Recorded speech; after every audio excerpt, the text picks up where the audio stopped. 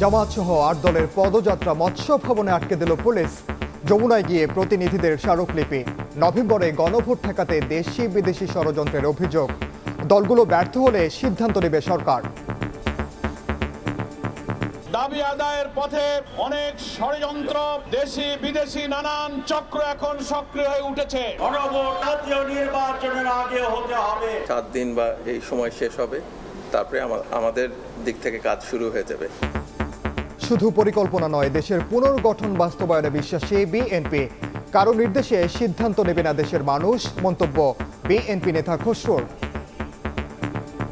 বাংলাদেশের সিদ্ধান্ত সেটা বাংলাদেশ নিজে নেবে, কারো নির্দেশে নয়। আভ্যন্তরীণ বিষয়ে কোনো হস্তক্ষেপ করা চলবে না। দেখছিলেন প্রধান শিরোনাম। দুপুরের সময় সঙ্গে আছি আমি ওমর ইনান। এবার অন্যান্য শীর্ষ সংবাদ।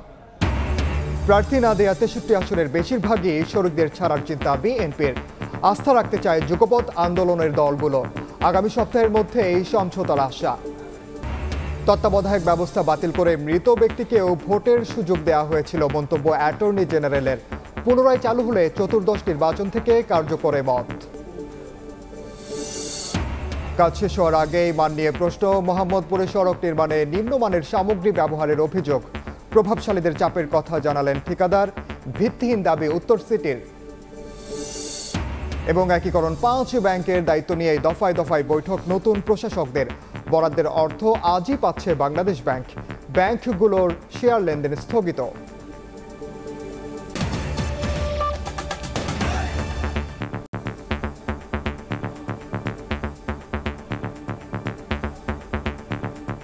নভেম্বরে গণভোটের দাবি আদায়ের পথে দেশি বিদেশি ষড়যন্ত্র দেখছে জামায়াতে ইসলামী।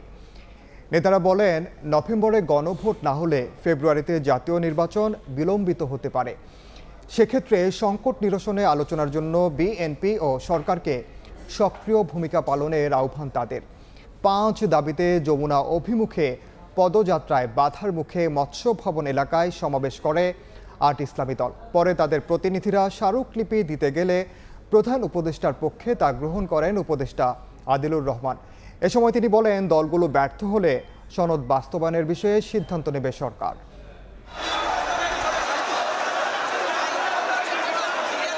মতিঝিল, বিজয়নগর, গুলিস্তান সহ রাজধানীর বিভিন্ন এলাকা থেকে মিছিল নিয়ে পল্টন মোড়ে জড়ো হন জামাত, ইসলামী আন্দোলন, খেলাফত মজলিস সহ 8 দলের নেতাকর্মীরা। অভিন্ন দাবিতে প্রধান উপদেষ্টা বরাবর স্মারকলিপি দেওয়ার পূর্ব ঘোষিত কর্মসূচির অংশ হিসেবে এ আয়োজন। বেলা 12টায় পল্টন মোড় সমাবেশ স্থলে বক্তব্য রাখেন নেতারা। নভেম্বরেই গণভোট দাবি করে তারা বলেন, জুলাইয়ের চেতনা সমুন্নত রাখতে জাতীয় নির্বাচনের আগে গণভোটের বিকল্প নেই। আগে গণভোট না হলে ফেব্রুয়ারিতে নির্বাচন হবে কিনা তা নিয়ে শঙ্কা প্রকাশ করেন নেতারা। রাজনৈতিক সংকট নিরসনে আমরা এক টেবিলে বসবো, কিন্তু সেখানে সরকারকে মধ্যস্থতার দায়িত্ব পালন করতে হবে। নতুন একটি জুলাই ঘোষণার মধ্য দিয়ে আমরা নতুন গণতন্ত্রের একটা অভিযাত্রা শুরু করেছি। দাবি আদায়ের পথে অনেক ষড়যন্ত্র, দেশি বিদেশি নানান চক্র এখন সক্রিয় হয়ে উঠেছে। অবিলম্বে জুলাই সনদ বাস্তবায়নের আদেশ জারি করা এবং জাতীয় নির্বাচনের পূর্বে গণভোটের দাবিতে আজকে প্রধান উপদেষ্টা বরাবর যে স্মারকলিপি পেশের কর্মসূচি, ঐতিহাসিক পল্টন মোড় থেকে সকল দল একসাথে সেই অভিমুখে আমাদের যাত্রা শুরু হবে। জামাতের নায়েবে আমির সৈয়দ আব্দুল্লাহ মোহাম্মদ তাহির বলেন, দলগুলোর মধ্যে আলোচনায় বিএনপি এবং সরকারকে সক্রিয় ভূমিকা রাখতে হবে। জাতীয় নির্বাচনের আগে হতে হবে। জাতীয় নির্বাচনের তফসিল ঘোষণার পরেও গণভোট করতে আইনি কোনো বাধা না। পরে স্মারকলিপি দেওয়ার উদ্দেশ্যে পল্টন মোড় থেকে গণমিছিল নিয়ে 8 দলের নেতাকর্মীরা প্রধান উপদেষ্টার বাসভবন যমুনার অভিমুখে পদযাত্রা করেন। মিছিলটি মৎস্য ভবনের সামনে এলে আটকে দেয় পুলিশ। যমুনা রেসিডেন্স আমাদের মাননীয় প্রধান উপদেষ্টা মহোদয়ের বাসভবন, সেখানে তার নিরাপত্তার জন্য আমরা এখানে তাদেরকে আটকে দিয়েছি এবং 8 জন প্রতিনিধি দল আলোচনার জন্য যমুনার ভিতরে গিয়েছে। পরে প্রধান উপদেষ্টা বরাবর স্মারকলিপি জমা দিতে যমুনায় যান 8 দলের নেতাকর্মীরা। এ সময় প্রধান উপদেষ্টার পক্ষে গ্রহণ করেন গণপূর্ত উপদেষ্টা আদিলুর রহমান। আয়েশা সিদ্দিক, সামিয়া, সময় সংবাদ, ঢাকা। এই মুহূর্তে রাজধানীর মৎস্য ভবন এলাকায় আছেন সহকর্মী শফিক মুন্সি, সরাসরি যাচ্ছে তার কাছে।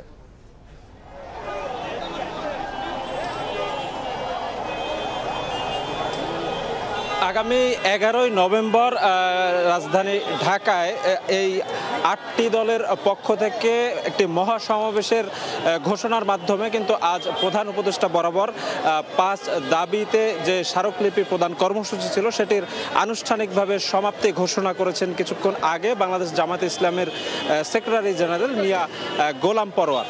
এর আগে তিনি সহ 8টি যে আন্দোলনরত দল, তার মধ্যে অন্যতম বাংলাদেশ জামায়াতে ইসলামী আন্দোলন, বাংলাদেশ খেলাফত মজলিস, জাকপা সহ অন্যান্য যে দলগুলো, তাদের যে সমন্বিত একটি পূর্ব ঘোষিত কর্মসূচি ছিল যে তাদের যে প্রধান 5টি দাবি আছে, তার মধ্যে অন্যতম চলতি নভেম্বরেই জুলাই সনদের আইনি বাস্তবায়নের জন্য গণভোট দাবি এবং একই সাথে তাদের দাবি যে জাতীয় সংসদ নির্বাচনে উভয় কক্ষে পিআর সহ অন্যান্য যে দাবিগুলো ছিল সেই দাবিগুলো তারা স্মারকলিপির মাধ্যমে প্রধান উপদেষ্টা বরাবর আজ স্মারকলিপিটি প্রদান করেছে কিছুক্ষণ আগে এবং সেই স্মারকলিপি প্রদান করার শেষে তারা এই মৎস্য ভবন মোড়ে আসে। মূলত 8টি দলের প্রতিনিধি যারা গিয়েছিলেন প্রধান উপদেষ্টার বাসভবন যমুনায় স্মারকলিপি দিতে, তারা এখানে আসেন এবং এখানে আগে থেকেই অস্থায়ী যে মঞ্চ তৈরি করা ছিল সেখানে উঠে বাংলাদেশ জামায়াতে ইসলামের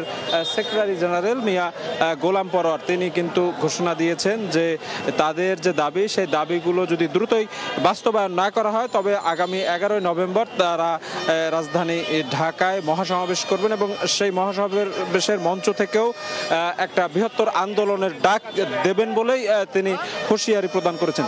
তিনি যে বিষয়টি জানিয়েছেন যে আজ বেলা 1টার কিছু পরে তারা প্রধান উপদেষ্টার বাসভবনে যান, সেখানে প্রধান উপদেষ্টার পক্ষ থেকে শিল্প উপদেষ্টা আদিলুর রহমান তিনি এই 8 দলের প্রতিনিধির সাথে সাক্ষাৎ করেন এবং তাদের কাছ থেকে তাদের দাবি দেওয়াগুলো শুনেছেন, তাদের স্মারকলিপি গ্রহণ করেছেন এবং সেটি প্রধান উপদেষ্টার কাছে পৌঁছে দেবার প্রতিশ্রুতিও কিন্তু আদিলুর রহমান দিয়েছেন বলেই জানিয়েছেন বাংলাদেশ জামায়াতে ইসলামের সেক্রেটারি জেনারেল মিয়া গোলাম পরোয়ার। আরও যে বিষয়টি জানিয়েছেন যে তারা সরকারকে বেশ ভালোভাবেই আজ অবহিত করে এসেছে যে কি কারণে মূলত জুলাই সনদের আইনি বাস্তবায়নের জন্য জাতীয় নির্বাচনের আগেই গণভোট প্রয়োজন। তিনি যে বিষয়টি বলেছেন যে গণভোট যদি আগে না হয় তবে জাতীয় নির্বাচন হওয়ার ব্যাপারে আইনি নানা বাধ্যবাধকতা তৈরি হতে পারে, নানা জটিলতা তৈরি হতে পারে এবং যার প্রেক্ষিতে পরবর্তী সরকার গঠন যে প্রক্রিয়া সেই গঠন প্রক্রিয়াটিও কিন্তু নানাভাবে আসলে আইনি বাধ্যবাধকতায় পড়ে যেতে পারে, এমনটি কিন্তু তিনি জানিয়েছেন যে তাদের যে অন্যান্য যে দাবিগুলো সেই দাবিগুলোর যদি বাস্তবায়ন না করা হয় তবে ফ্যাসিবাদের পুনরুত্থান বাংলাদেশে আবারও হতে পারে, এমনটাই কিন্তু এই 8 দলের নেতারা আজকের এই সমাবেশে বলেছেন। তো এই ছিল আমার কাছে রাজধানীর মৎস্য ভবন এলাকা থেকে আজ যে প্রধান উপদেষ্টা বরাবর 8 দলের স্মারকলিপি প্রদান কর্মসূচি সে ব্যাপারের সর্বশেষ। সরাসরি যুক্ত ছিলাম রাজধানীর মৎস্য ভবন এলাকায়। বিএনপি ক্ষমতায় গেলে অভ্যন্তরীণ বিষয়ে কারো হস্তক্ষেপ মেনে নেওয়া হবে না জানিয়েছেন দলটির স্থায়ী কমিটির সদস্য আমির খসরু মাহমুদ চৌধুরী। বাংলাদেশের মানুষ নিজেদের সিদ্ধান্ত নিজেরাই নেবে বলেও মন্তব্য করেন তিনি। দুপুরে বনানীর একটি হোটেলে তারেক রহমানকে লেখা বইয়ের আলোচ্য বিষয় নিয়ে আয়োজিত সেমিনারে তিনি বলেন, অর্থনীতিতে গণতান্ত্রিকভাবে সবার অংশগ্রহণ নিশ্চিত করবে বিএনপি। স্বৈরাচার আমলের মতো কোনো বিশেষ গোষ্ঠীর হাতে ক্ষমতা চলে যাবে না। সেমিনারে বিএনপির স্থায়ী কমিটির সদস্য ডক্টর খন্দকার মোশাররফ হোসেন বলেন, নির্বাচন নিয়ে ষড়যন্ত্র চলছে, বিভিন্ন কৌশলে নির্বাচন পেছানো বা বানচালের চেষ্টা চালাচ্ছে একটি মহল।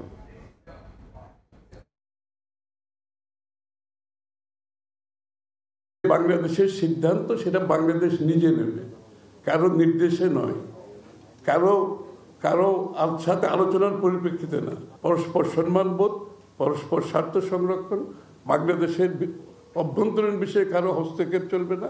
এই স্ট্র্যাটেজি গঠনের মাধ্যমে আমরা আমাদের সিদ্ধান্ত নিই। বাংলাদেশের উন্নয়নের যে রাজনীতি, বাংলাদেশের অর্থনৈতিক যে কর্মকাণ্ড, এটার সুফল বাংলাদেশের প্রত্যেকটি মানুষের কাছে পৌঁছতে হবে। এই নির্বাচনকে কেন্দ্র করে ষড়যন্ত্র হচ্ছে। নির্বাচনকে হয় বিলম্বিত করা বা নির্বাচনকে বাতিল করে দেওয়ার ষড়যন্ত্র চলছে। কিছু দল যারা স্বৈরাচারী ফ্যাসিস্ট ছিল তারা কিছু পালিয়ে আছে, কিছু অন্য দেশে পলায়ন করেছে, তারা যে ষড়যন্ত্র করবে না এমন তো কথা না। প্রার্থী না দেয়া 63 আসনের মধ্যে যুগপৎ আন্দোলনের শরিকদেরই বেশিরভাগ আসন ছাড়ার কথা ভাবছে বিএনপি। দলটির শীর্ষ এক নেতা বলছেন, শরিকদের সঙ্গে আলোচনা শেষে আসবে চূড়ান্ত ঘোষণা। এদিকে বিএনপির ওপর আস্থা রাখতে চাই উল্লেখ করে শরিক দলগুলো বলছে, সপ্তাহখানেকের মধ্যেই সমঝোতার বিষয়ে আলোচনা চূড়ান্ত হতে পারে। বিস্তারিত মাইমুনা হায়দার চৌধুরীর প্রতিবেদনে। বগুড়ার শাহ বেগম খালেদা জিয়া। ত্রয়োদশ জাতীয় সংসদ নির্বাচন সামনে রেখে দেশ জুড়ে বইছে নির্বাচনী হাওয়া, আর এতে বাড়তি চমক যুক্ত করেছে দেশের অন্যতম বড় রাজনৈতিক দল বিএনপি। দীর্ঘদিনের রাজপথের লড়াইয়ের সঙ্গীদের মূল্যায়ন করার লক্ষ্যে 63 আসন ফাঁকা রেখেই দলীয় প্রার্থী ঘোষণা করেছে দলটি। আমাদের সঙ্গে যারা যুগপৎ আন্দোলন করেছেন তাদের যে সমস্ত আসনে তারা আগ্রহী, সেই সমস্ত আসনগুলোতে আমরা কোনো প্রার্থী দেইনি। তাদের সঙ্গে আলোচনার ভিত্তিতে আমরা এই পরিবর্তনগুলো আনতে পারি। ফাঁকা রাখা আসনগুলোর মধ্যে যুগপৎ আন্দোলনের সঙ্গী দলগুলোকে বিবেচনা করার কথা ভাবছে বিএনপি, যার মধ্যে ব্রাহ্মণবাড়িয়া 6-এ গণসংহতি আন্দোলনের প্রধান সমন্বয়কারী জুনায়েদ সাকি, বগুড়া 2 নাগরিক ঐক্যের সভাপতি মাহমুদুর রহমান মান্না, ঢাকা 12 আসনে বিপ্লবী ওয়ার্কার্স পার্টির সাধারণ সম্পাদক সাইফুল হকের জন্য বরাদ্দ রাখার কথা ভাবছে বিএনপি। এছাড়াও গণ অধিকার পরিষদ, গণফোরাম, এলডিপি, এনডিএম সহ বেশ কয়েকটি দলের জন্য আসন ছাড়ার পরিকল্পনা রয়েছে দলটির। বিএনপির জ্যেষ্ঠ এই নেতা বলছেন, শরিকদের সঙ্গে আলোচনা করেই সিদ্ধান্ত নেবে দল। কিছু আসন অবশ্যই রাখা হয়েছে আমাদের যুগপৎ আন্দোলনের দলগুলোর জন্য, সেগুলো অ্যাডজাস্টমেন্ট হবে, এখনো আলোচনা চলছে। শিডিউল ডিক্লেয়ার হওয়ার পর্যন্ত ফাইনাল লিস্টটা বোঝা যাবে না। এদিকে সপ্তাহখানেক আগে থেকেই আসন সমঝোতার বিষয়ে প্রাথমিক আলাপ শুরু হয়েছে উল্লেখ করে খুব শিগগিরই তা চূড়ান্ত হবে বলে জানান বিপ্লবী ওয়ার্কার্স পার্টির সাধারণ সম্পাদক সাইফুল হক। বিপ্লবী ওয়ার্কার্স পার্টির দিক থেকে আমার মনে হয় যে আমরা হয়তো 10-11 জন নিয়ে হয়তো আমরা আলোচনা করব, যে এক সপ্তাহের মধ্যে হয়তো ব্যাপারে আমরা মোটামুটি একটা বোঝাপড়ার জায়গাটা আমি আশা করি যে আমরা আসতে পারবো। বিএনপির দিক থেকে আমার মনে হয় যে তাদের আন্তরিকতা রয়েছে।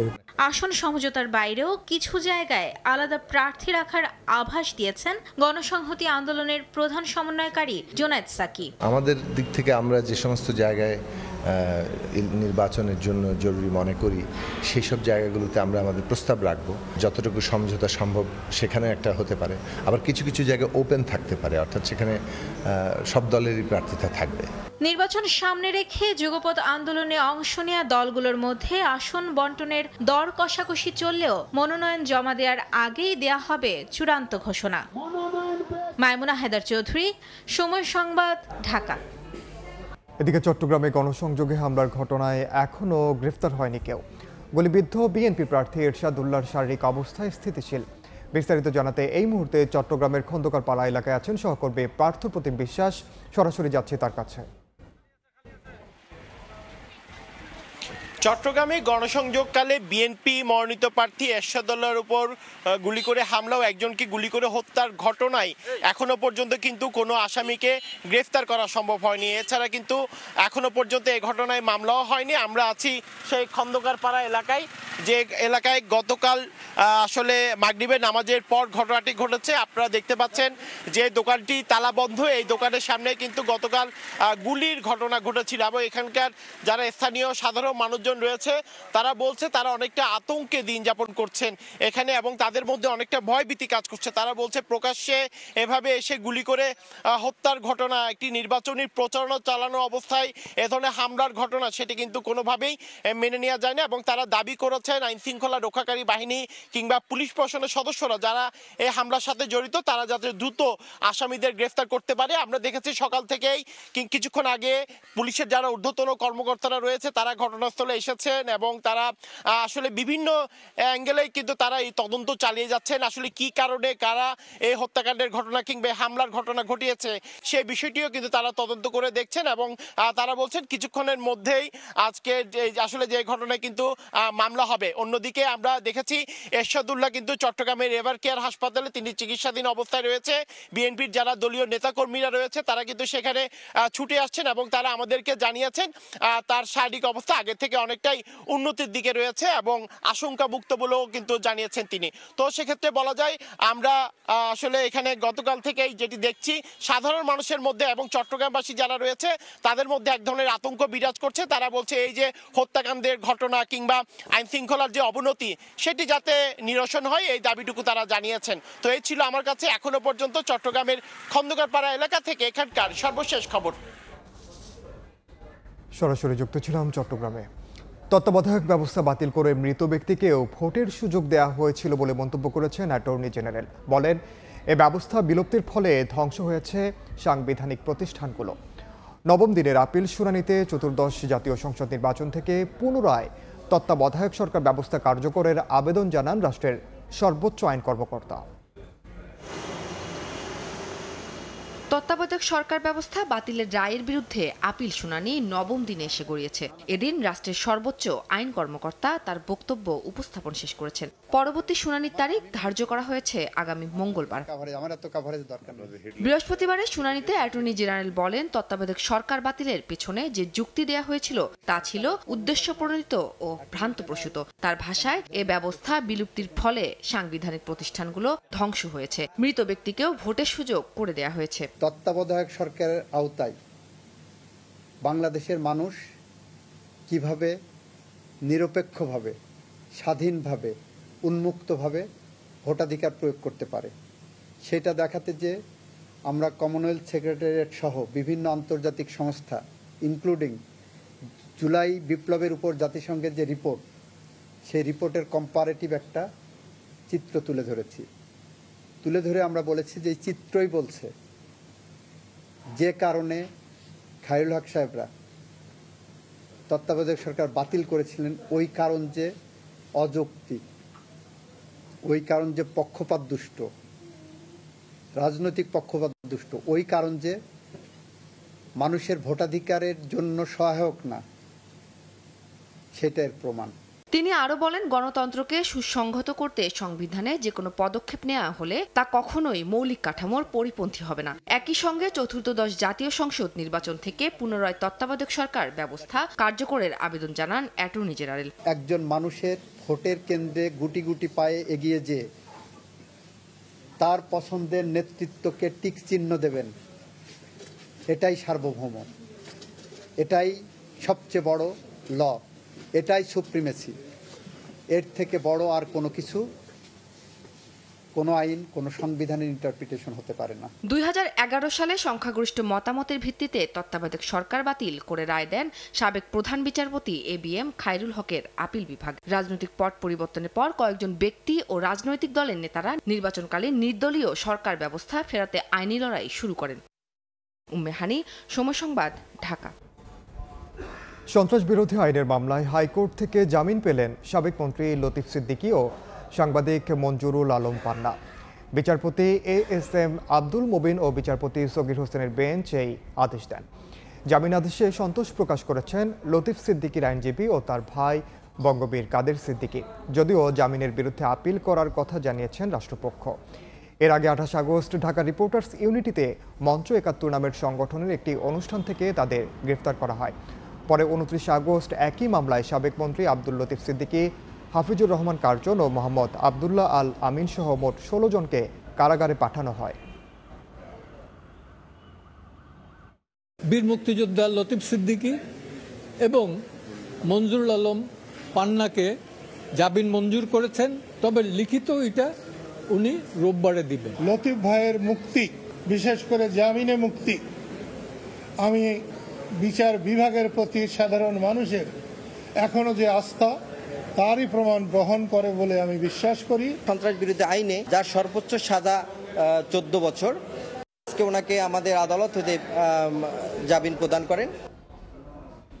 দুপুরের সময় আরো থাকছে, পানির ট্যাঙ্কে লুকিয়েও হয়নি শেষ রক্ষা। গাজীপুরের শ্রীপুরে বাড়িতে যৌথ বাহিনীর অভিযান, দেশি বিদেশি অস্ত্রসহ গ্রেফতার 7।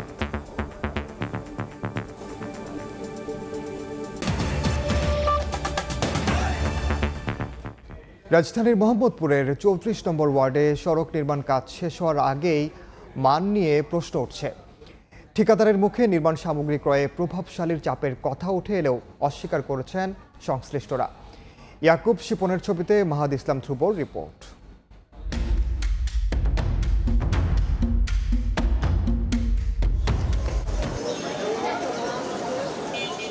রাজধানীর মোহাম্মদপুরের সাদেক খান ও হাশেম খান রোডে নির্মাণ কাজ চলছে কয়েক মাস ধরে।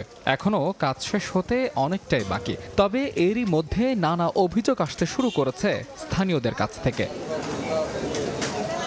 এলাকাবাসীর অভিযোগ, চোখের সামনেই নিম্নমানের ইট ব্যবহার হচ্ছে রাস্তার জন্য খোয়া তৈরির কাজে। নির্মাণ কাজের অন্যান্য উপকরণের মান নিয়েও রয়েছে প্রশ্ন। 6 মাস যাবত এই ড্রেনগুলো খোলা, কত মানুষের অসুবিধা হচ্ছে।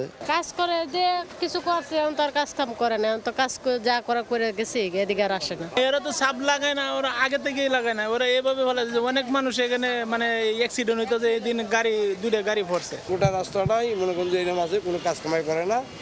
আর এই যে কোনো সময় দেখেন যে রিক্সা উল্টা পড়ে, মোটরসাইকেল উল্টা পড়ে, মানুষ উল্টা পড়ে। ঠিকাদারের বয়ান থেকে উঠে এলো এমন উপকরণ ব্যবহারের পেছনের কারণ। নির্মাণ সামগ্রী ওইখানে লোকাল লোক ছাড়া সাপ্লাই দেওয়া যাচ্ছে না। ওরা গুলি করবে, মাইরা ফেলাইবে, বহু রকম জামিলে হচ্ছে। তারা ইচ্ছা করে যা ইচ্ছা তা দিচ্ছে, এইটা 1 নাম্বার। 2 নম্বরে হইলো তারা জোরপূর্বক পার্টনার হইতে চাইতেছে। যদিও অভিযোগ সম্পূর্ণ ভিত্তিহীন দাবি করে সিটি কর্পোরেশনের নির্বাহী প্রকৌশলী বলছেন সবকিছুই হচ্ছে নিয়ম মেনে। এমআইসিতে বুয়েটে সব জায়গায় টেস্ট রেজাল্ট নিয়ে তারা কাজ করছে। এমনটি না, আপনি এই জন্য বলতেছি কি আপনি এক্সক্লুসিভ বলবেন সেটা খন্ডা হবে না। আমি কাজ করি বুয়েটের যেটা মানে ওকে আসছে, এটা তো আপনাকে দিব না ভাই। আপনি একটা কমপ্লেন করবেন, সেই কমপ্লেন এগেইনস্টে আমরা জবাব দিব। আর অনিয়মের অভিযোগের সত্যতা মিললেই ব্যবস্থা নেওয়ার আশ্বাস উত্তর সিটির প্রশাসকের। আমরা তো আমাদের সাধ্যমতো তৎপরতা করছি, এরকম কোনো অভিযোগ আমাদের কাছে আসে নাই। আমি আপনার মাধ্যমে শুনলাম, আমরা ত্বরিত এটার একটা ব্যবস্থা নেব। রাস্তার নির্মাণ কাজে নিম্নমানের সামগ্রী ব্যবহার এবং অনিয়মের অভিযোগ অনেক পুরনো। তবে রাজনৈতিক পথ পরিবর্তনের পরও পরিস্থিতি না বদলানোয় হতাশ স্থানীয়রা। মোহাম্মদপুরের সাদেক খান রোড এটি। এই সড়কটি নির্মাণের কাজ দীর্ঘদিন ধরেই চলছে, কিন্তু থেমে থেমে। এখনই এলাকাবাসী অভিযোগ তুলছেন এই সড়ক নির্মাণের নির্মাণ সামগ্রী এবং কাজের মান নিয়ে। এলাকাবাসীর প্রত্যাশা, সরকারি অর্থে হয় এসব উন্নয়ন কাজ যেন হয় টেকসই এবং মানসম্পন্ন, নতুবা এসব উন্নয়ন কাজগুলো থেকে যাবে শুধু কাগজে কলমেই, বাস্তবে নয়। মাহাদ ইসলাম ধ্রুব, সময় সংবাদ, ঢাকা। এক্সিম ব্যাংকের সাবেক এমডি মোহাম্মদ ফিরোজ হোসেনকে গ্রেফতার করেছে দুদক। রাজধানীর সেগুনবাগিচা এলাকা থেকে তাকে গ্রেফতার করা হয়। গত 17 আগস্ট ফিরোজ হোসেনের বিরুদ্ধে প্রায় 858 কোটি টাকা ঋণ বিতরণে অনিয়মের অভিযোগে মামলা করে দুদক। এজাহারে বলা হয়, মদিনা ডেটস অ্যান্ড নাটস নামের প্রতিষ্ঠান কোনো জামানত না দিয়ে, কোনো পণ্য ক্রয় না করে ব্যাংক কর্তৃপক্ষের যোগসাজশে বিশাল অঙ্কের এই অর্থ আত্মসাৎ করে। এ ঘটনায় এক্সিম ব্যাংকের সাবেক চেয়ারম্যান নজরুল ইসলাম মজুমদার, সাবেক এমডি ফিরোজ হোসেন সহ 21 জনের বিরুদ্ধে মামলা করে দুদক। মামলার অন্যতম আসামি গ্রেফতার নজরুল ইসলাম মজুমদারকে জেল গেটে জিজ্ঞাসাবাদের অনুমতি দেন আদালত।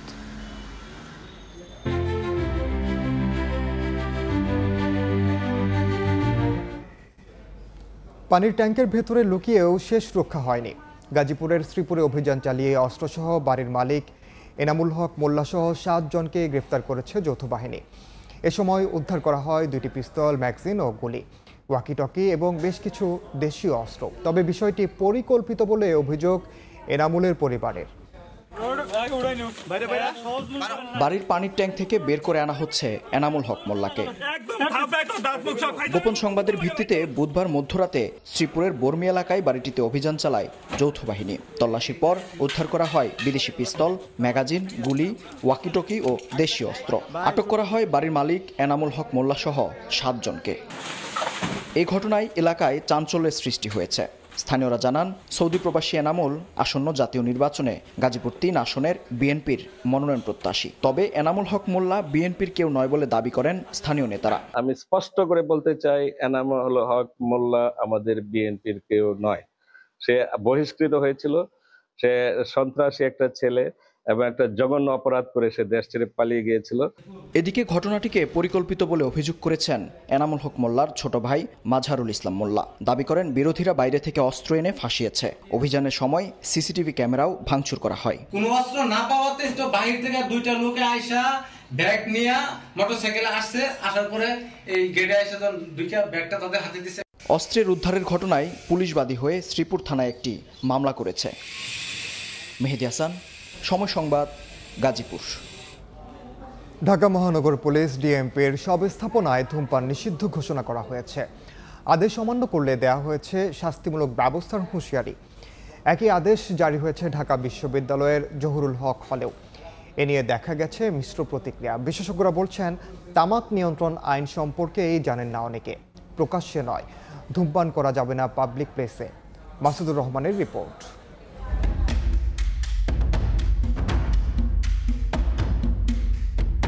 দেশে ধূমপান নিষিদ্ধ না হলেও পাবলিক প্লেসে ধূমপান নিষিদ্ধ। ধূমপান ও তামাকজাত দ্রব্য ব্যবহার নিয়ন্ত্রণ আইন অনুযায়ী পাবলিক প্লেসে ধূমপান করলে জরিমানার বিধান আছে। কিন্তু হরহামেশা এই আইন ভাঙলেও যেন দেখার কেউ নেই। মাঝে মধ্যে বিভিন্ন প্রতিষ্ঠান হুটহাট আদেশ জারি করে দায় সারার অভিযোগ আছে। গত ২৭ সেপ্টেম্বর এমনই এক আদেশ জারি করেছে ঢাকা মহানগর পুলিশ ডিএমপি, যেখানে বলা হয়েছে ডিএমপি সকল অফিস, থানা, ফাঁড়ি ও পুলিশ লাইন্সের প্রাঙ্গণ, অফিস কক্ষ, করিডোর, ওয়াশরুম, সিঁড়ি বা ভবনের অভ্যন্তরে ধূমপান করা যাবে না। বাহিনীর কর্মকর্তা কর্মচারী ছাড়াও অন্য কোনো ব্যক্তি ধূমপান করতে পারবে না। আদেশ অমান্য করলে বিধি অনুযায়ী শাস্তিমূলক ব্যবস্থা গ্রহণের হুঁশিয়ারিও দেওয়া হয়েছে।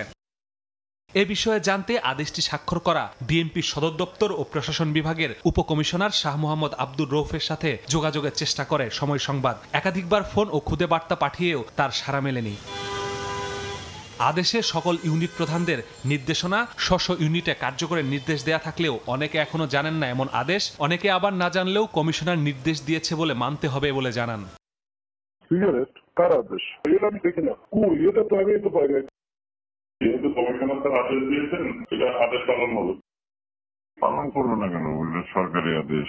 যদিও আদেশ জারির পরও ডিএমপির বিভিন্ন স্থাপনাতে দেখা গেছে ধূমপানের দৃশ্য, কিন্তু কারো বিরুদ্ধে ব্যবস্থা নিতে দেখা যায়নি। ডিএমপির মুখপাত্র জানান, কোনো অস্বস্তি ছাড়া সুন্দর ও স্বাচ্ছন্দ্যে যাতে নগরবাসী সেবা নিতে পারে সেজন্য এমন নির্দেশ দেয়া হয়েছে। সুন্দর এবং একটা স্বাচ্ছন্দ্যে মানুষ যেন সেবা নিতে আসতে পারে। পূর্ব থেকে প্রচলিত যে বিষয়টা, সেটা আসলে নতুন করে জাস্ট লিখিতভাবে বলা হয়েছে, সবাই যেন এই বিষয়ে সচেতন থাকে। একই ধরনের একটি বিজ্ঞপ্তি জারি করেছে ঢাকা বিশ্ববিদ্যালয়ের জহুরুল হক হল কর্তৃপক্ষ, যেখানে বলা হয়েছে প্রকাশ্যে ধূমপান করা যাবে না, অথচ আইনে পাবলিক প্লেসে নিষিদ্ধের কথা। এতে মিশ্র প্রতিক্রিয়া জানিয়েছে শিক্ষার্থীরা। আমরা যদি না খাই তারপরে কিন্তু এটা আমাদের জন্য আর কি ক্ষতিকর। সিগারেট খাওয়ার যে একটা ব্যাপার, এটা তো একটা ব্যক্তি স্বাধীনতার ব্যাপার। যারা সিগারেট খায় তাদের জন্য একটা পরিবেশ তৈরি করা উচিত। শিক্ষার্থীদের প্রতিক্রিয়ার পর অবশ্য হল প্রভোস্ট জানিয়েছেন, জরিমানা বা শাস্তির জন্য নয়, অধূমপায়ীদের সামনে ধূমপানে নিরুৎসাহিত করতেই এই নির্দেশনা। যারা অধূমপায়ী তাদের জন্য কোনো ধরনের প্রবলেম না হয়, আর যারা এটা করে তারা একটা নির্দিষ্ট জায়গায়, সেটা হতে পারে তাদের রুমে, যদি রুমমেটদের কোনো প্রবলেম না হয়। এদিকে মাদকদ্রব্য ও নেশানিরোধ সংস্থার সভাপতি বলছেন, তামাক নিয়ন্ত্রণ আইন নিয়েও ধূম্রজাল আছে। এটাকে অনেকে পরিপূর্ণভাবে বুঝতে পারছেন না। প্রকাশ্যে নয়, পাবলিক প্লেসে ধূমপান নিষেধ। অনেকে বলে প্রকাশ্যে ধূমপান নিষেধ, এটা কিন্তু একটা রং কনসেপ্ট। প্রকাশ্যে ধূমপান নিষেধ কোনো আইনে লেখা নেই। যেটা আছে সেটা তো পাবলিক প্লেসে ধূমপান নিষেধ। এখন পাবলিক প্লেস কি? পাবলিক প্লেস হচ্ছে আপনার শপিং মল, স্কুল, কলেজ, শিক্ষা প্রতিষ্ঠান, কোর্ট কাচারি। আদেশ জারি করে নয়, ধূমপায়ীদের সচেতনতাই পারে পাবলিক প্লেসে ধূমপান বন্ধ করতে, বলছেন বিশেষজ্ঞরা। মাসুদুর রহমান, সময় সংবাদ, ঢাকা। দুপুরের সময় আরও থাকছে, নিউ ইয়র্ক শহরকে নতুন যুগ উপহার দেওয়ার প্রতিশ্রুতি মামদানির। নতুন মেয়রকে কমিউনিস্ট আখ্যা দিয়ে ট্রাম্পের কটাক্ষ। অর্থনৈতিক সংকট তৈরির হুমকি।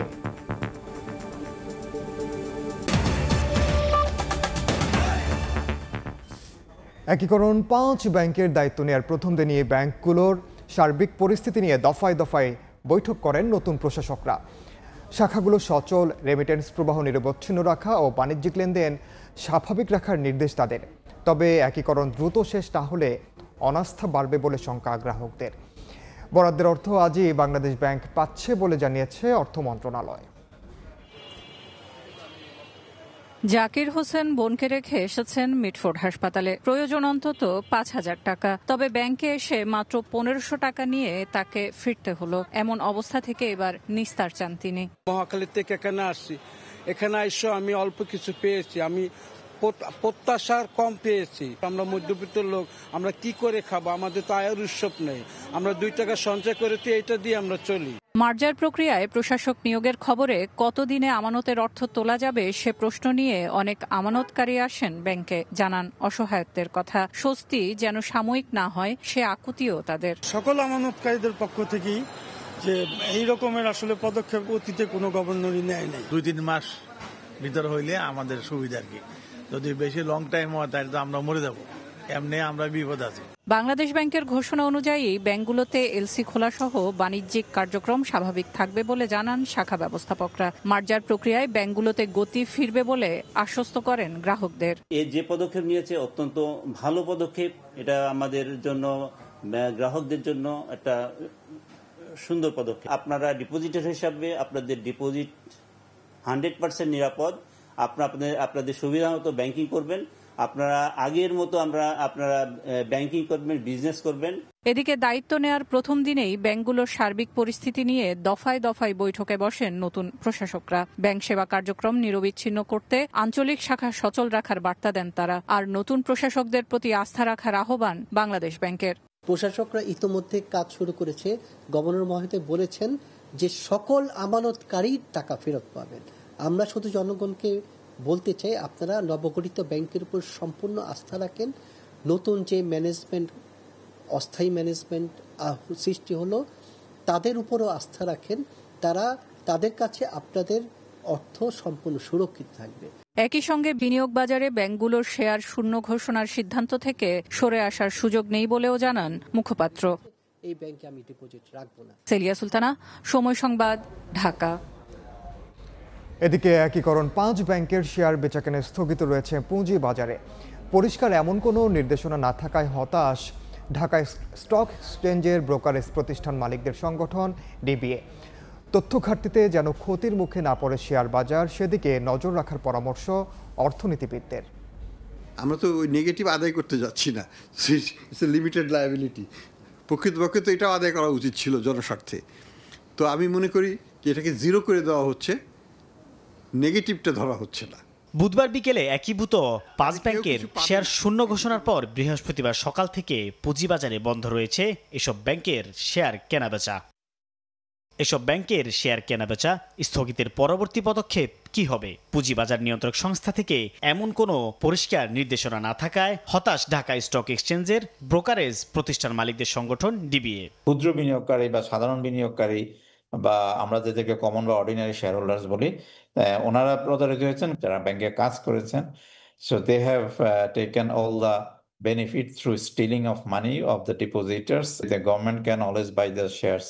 কোন ধরনের তথ্য আদান প্রদানের ঘাটতিতে যেন পুঁজিবাজারে নেতিবাচক প্রভাব না পড়ে সেদিকে সরকারকে নজর রাখার পরামর্শ অর্থনীতিবিদদের। যে সিদ্ধান্তটা এলো সেটা আসলে এসিসির সঙ্গে আলাপ আলোচনা করে নেওয়া হয়েছে কিনা সেটাও কিন্তু প্রশ্ন সাপেক্ষ, এবং যদি কোনো সিদ্ধান্ত এরকম নেওয়া হয়ে থাকে তাইলে সেই ক্ষেত্রে আসলে কেন এই ব্রোকারেজ হাউসগুলোকে জানানো হলো না, সেটাও একটা বড় প্রশ্ন। 5 ব্যাংকের শেয়ার লেনদেন বন্ধের দিন সকাল থেকেই পতনের মুখে পড়ে ঢাকার পুঁজিবাজারের প্রধান সূচক। গেল 9 আগস্টের পর নামে 5000 পয়েন্টের নিচে। দুপুর 2:15 পর্যন্ত লেনদেন হয়েছে 377 কোটি টাকার শেয়ার। সাইফুল ইসলাম, সময় সংবাদ, ঢাকা। দেশের বাইরের খবর। নিউ ইয়র্ক শহরকে একটি নতুন যুগ উপহার দেওয়ার প্রতিশ্রুতি ব্যক্ত করেছেন নবনির্বাচিত মেয়র জোহরান মামদানি। একই সঙ্গে একটি সক্ষম ও সহানুভূতিশীল প্রশাসন গঠনের ঘোষণা দিয়েছেন তিনি। এদিকে মামদানির জয়কে কটাক্ষ করে তাকে কমিউনিস্ট আখ্যা দিয়েছেন মার্কিন প্রেসিডেন্ট ডোনাল্ড ট্রাম্প। অভিযোগ করেন নিউ ইয়র্ক শহরকে অর্থনৈতিক দুঃস্বপ্নের দিকে নিয়ে যাচ্ছেন ডেমোক্র্যাটরা। যুক্তরাষ্ট্রের নিউ ইয়র্ক সিটি অলিগলিতে এখন মামদানির জয় জয়কার। নবনির্বাচিত মেয়র জোহরান মামদানি শহরকে নতুন ভবিষ্যতের দিকে নিয়ে যাবেন এমন প্রত্যাশা সবার। জনগণকে আশার আলো দেখাচ্ছেন 34 বছর বয়সী এই মেয়র। কুইন্সের ফ্লাশিং মিডোজ পার্কে ইউনিস্ফিয়ারের সামনে দাঁড়িয়ে নতুন প্রশাসনিক দল গঠনের ঘোষণা দেন তিনি। বলেন তার প্রশাসন হবে সক্ষম ও সহানুভূতিশীল। ক্ষমতা গ্রহণের মাধ্যমে নিউ ইয়র্কবাসী একটি নতুন যুগের সাক্ষী হবে বলেও মন্তব্য করেন তিনি। আমরা এমন একটি প্রশাসন গঠন করব যা সমান অংশে সক্ষম এবং সহানুভূতিশীল, যারা সৎ এবং লক্ষ লক্ষ নিউ ইয়র্কবাসীদের মতো কঠোর পরিশ্রম করতে ইচ্ছুক। সিটি হলে আমার প্রথম দিনটা শেষ দিনের মতোই হবে, ব্যয় সংকট মোকাবেলায় মনোযোগী। কিন্তু মামদানির এই ঘোষণার পরপরই প্রেসিডেন্ট ডোনাল্ড ট্রাম্প মায়ামির এক অনুষ্ঠানে তাকে কড়া ভাষায় আক্রমণ করেন। বলেন ডেমোক্রেটরা এবার নিউ ইয়র্কে এক কমিউনিস্টকে ক্ষমতায় বসিয়েছে। দাবি করেন তার প্রশাসন যখন অর্থনীতিকে পুনরুজ্জীবিত করছে, তখন ডেমোক্রেটরা দেশকে দিচ্ছে অর্থনৈতিক দুঃস্বপ্ন। এদিকে শহরবাসী মামদানিকে নিয়ে আশাবাদী হলেও বিশ্লেষকরা বলছেন ভিন্ন কথা। রাজনৈতিক বিশ্লেষক এরিক গ্যান্ডারের মতে মামদানির সামনে রয়েছে কঠিন বাস্তব। বলেন ভাড়া নিয়ন্ত্রণ, ফ্রি বাস সার্ভিস বা সর্বজনীন চাইল্ড কেয়ারের মতো সুযোগ সুবিধা বাস্তবায়ন করা নিউ ইয়র্কে সহজ নয়। তবে জনগণের মন জয় করতে নতুন প্রজন্মের এই মেয়র অসাধারণ সাফল্য অর্জন করেছেন বলেও স্বীকার করেন তিনি। অনেকেই বলছেন মামদানি যদি তার নীতিমালা বাস্তবায়নে সফল হন, তবে মার্কিন নগর রাজনীতিতে এটাই হবে নতুন ধারা। আর ব্যর্থ হলে সেটি রিপাবলিকানদের আগামী নির্বাচনী প্রচারণার জন্য হয়ে উঠবে বড় অস্ত্র। সাদিয়া তাসনিম, সময় সংবাদ। শক্তিশালী টাইফুন কালমেঘের তাণ্ডবে বিপর্যস্ত পুরো ফিলিপিন্স। মৃতের সংখ্যা বেড়ে 140 জনে দাঁড়িয়েছে। নিখোঁজ রয়েছেন 127 জন। সবচেয়ে ভয়াবহ পরিস্থিতি মধ্যাঞ্চলের সেবু প্রদেশে, যেখানে ঘরবাড়ি, সেতু, এমনকি বিশাল জাহাজের কন্টেইনার পর্যন্ত ভেসে গেছে বন্যার স্রোতে। ঘূর্ণিঝড় কালমেঘের আঘাতে লণ্ডভণ্ড ফিলিপিন্সের মধ্যাঞ্চল। টানা বৃষ্টি আর প্রবল জোয়ারে সেবু প্রদেশের নদীগুলো উপচে পড়েছে। নদীর ধারে গুড়িয়ে গেছে ঘরবাড়ি, ভেসে গেছে যানবাহন। স্থানীয় প্রশাসনের মতে এই প্রদেশেই মারা গেছেন অর্ধশতাধিক মানুষ। লিলুয়ান শহরে একদিনের ব্যবধানে উদ্ধার করা হয়েছে 35টি মরদেহ। প্রবল স্রোতে ভেসে গেছে ঘরবাড়ি, নেই মাথা গোজার ঠাঁই। অনেকের বাড়ি ডুবে যাওয়ায় আশ্রয় নিয়েছেন ছাদে, রয়েছেন সাহায্যের অপেক্ষায়। স্থানীয় এক বাসিন্দা জানান তার প্রতিবন্ধী বোন বন্যার পানিতে ঘরের ভেতরেই আটকে মারা গেছেন। প্রবল বন্যায় ক্ষতিগ্রস্ত এলাকাগুলোতে জরুরি অবস্থা জারি করেছে স্থানীয় সরকার। প্রায় 2 লাখ মানুষকে নিরাপদ আশ্রয়ে সরিয়ে নেওয়া হয়েছে। এখনও যোগাযোগ বিচ্ছিন্ন বহু এলাকা। দেশটির কর্মকর্তারা বলছেন দীর্ঘদিনের অবৈধ খনন আর দুর্বল বাঁধ নির্মাণের কারণেই এই ভয়াবহ পরিস্থিতি। গত মাসের 6.9 মাত্রার ভূমিকম্পের ধাক্কা কাটিয়ে না উঠতেই নতুন করে টাইফুনের আঘাত যেন মরার উপর খাড়ার ঘা। ফিলিপিন্সে তাণ্ডবের পর ভিয়েতনাম উপকূলের দিকে ধেয়ে যাচ্ছে টাইফুন কালমেঘি। বর্তমানে এটি দক্ষিণ চীন সাগরে অবস্থান করছে। আবহাওয়া অধিদপ্তরের আশঙ্কা শুক্রবার সকালে ভিয়েতনামে আঘাত হানতে পারে ঝড়টি। ভারী বৃষ্টি ও আকস্মিক বন্যার আশঙ্কায় থাইল্যান্ডেও সতর্কতা জারি করা হয়েছে। ইয়াসমিন অনন্যা, সময় সংবাদ। এবার বিড়ালের বিদেশ যাত্রার ব্যতিক্রমী খবর। মুন্সিগঞ্জ থেকে প্রথমবারের মতো পোষা বিড়াল যাচ্ছে ইতালি। বিদেশ যাত্রায় খরচ প্রায় লাখ টাকা। এছাড়াও পাসপোর্ট, এনওসি, ট্রানজিট নেওয়া, দেশের বিমানবন্দরের অনুমতি সহ নানা ঝক্কি ঝামেলা শেষে বিমানে উঠতে যাচ্ছে ক্যান্ডি নামের বিড়ালটি। আরও জানাচ্ছেন নাসির উদ্দিন উজ্জ্বল, ছবি তুলেছেন আবু সাইদ।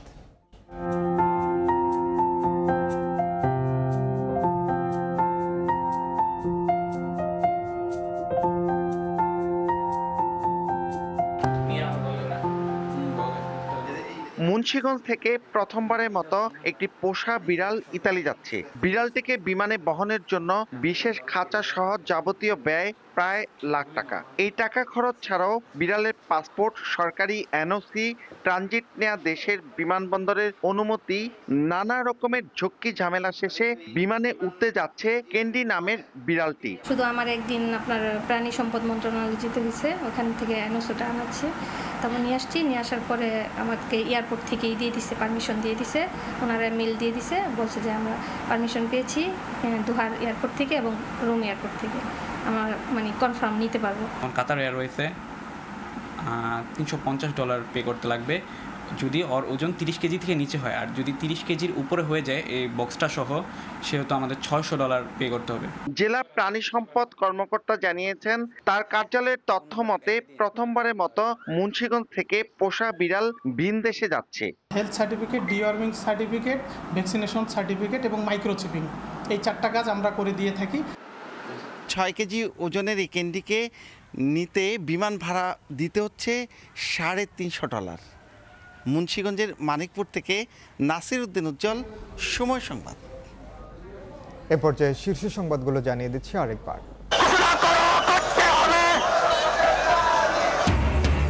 জামাত সহ 8 দলের পদযাত্রায় পুলিশের বাধা, গণভোট ঠেকাতে ষড়যন্ত্রের অভিযোগ নেতাদের। যমুনায় স্মারকলিপি, দলগুলোর ঐক্য না হলে সিদ্ধান্ত নেবে সরকার। নানা কৌশলে নির্বাচন পেছানোর চেষ্টা দেখছে বিএনপি, কারো অভ্যন্তরীণ হস্তক্ষেপ মেনে না নেয়ার হুঁশিয়ারি। ক্ষমতায় এলে দেশের পুনর্গঠন বাস্তবায়নের অঙ্গীকার নেতাদের। এ ছিল দুপুরের সময়। এরপর বিকেল 3টার সময় সংবাদ নিয়ে সঙ্গে থাকবেন সহকর্মী সাদিক হাসান ইমন। ধন্যবাদ ইনান। বিকেল 3টার সময় সংবাদ নিয়ে আসছি কিছুক্ষণ পর, সঙ্গে থাকুন সময়ের।